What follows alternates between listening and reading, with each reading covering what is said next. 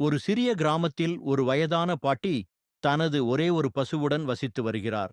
அந்த பசு மிகவும் மெலிந்து காணப்படுகிறது. மற்ற ஊர் மக்கள் இந்த பசுவால் என்ன பயன் என்று கேலி செய்கிறார்கள். பாட்டி தன்னிடமிருந்த உணவை அந்த பசுவிற்கு பகிர்ந்து கொடுத்து அதை ஒரு குழந்தை போல வளர்க்கிறார். ஒரு நாள் அந்த பசு அதிசயத்தக்க வகையில் அதிக அளவு பால் கொடுக்கத் தொடங்குகிறது. அந்த பால் மிகவும் சுவையாகவும் சத்தானதாகவும் இருக்கிறது. பாட்டி அந்த பாலை ஊர் முழுவதும் விற்கிறார். மெல்ல மெல்ல அவரிடம் பணம் சேருகிறது. முதலில் ஒரு பழைய மிதிவண்டி வாங்குகிறார். பின் ஒரு சிறிய பால் வண்டி, ஆட்டோ வாங்குகிறார். அவரது ஏழ்மை மறைந்து அவர் ஒரு பெரிய வீட்டை உருவாக்குகிறார்.